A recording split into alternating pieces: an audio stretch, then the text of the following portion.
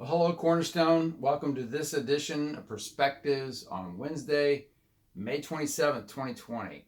And I just wanted to touch base real quickly on two things today. First of all, just to say thank you for everyone that participated in the survey about our reopening and ask for your prayers. Our elders are going to meet tonight. We've kind of pulled information from a lot of different sources. And we're going to be praying over that and trying to make some decisions so we can get word out to you hopefully on Friday of this week. So your prayers would be greatly appreciated.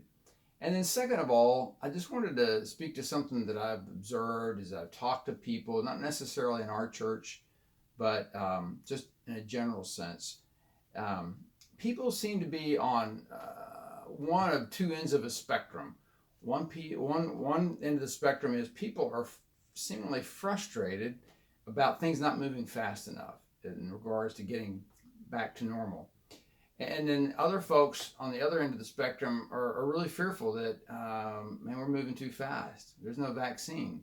The numbers aren't going down the way we wanted to, and all this. And to be quite honest, neither one of those ends of the spectrum are what God has for you and for me. He really calls us to live in confidence and in peace with Him. I use that word peace, and I want to read a verse to you. A verse probably familiar to many of you. Galatians 5:22 says, "But the fruit of the Spirit is love, joy, peace, patience, kindness, goodness, faithfulness, gentleness, self-control. Against such thing there is no law." Now, the reason I read that verse to you is it says there is the fruit of the Spirit are these things. It's not the fruit of self-will. We cannot will character qualities into ourselves. It is an indirect process that God causes that growth in us. As we make ourselves, immerse ourselves into the resources of God's soil, of His Word, prayer, fellowship, ministry, those fruits are an indirect result of our immersion into that soil. And then the other thing I wanted to point out is that peace and patience are in this list together, and they really do grow kind of side by side. As we have peace inside, we're able to deal with situations and the people around us with a sense of patience.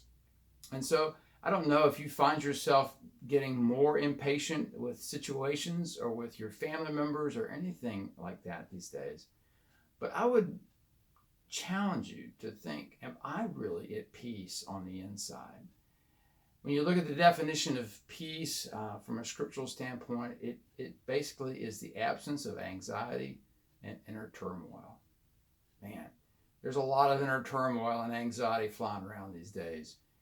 And really, that tells me when I sense that stuff, and there's probably a day that doesn't go by that I have some kind of form of anxiety that creeps up in me.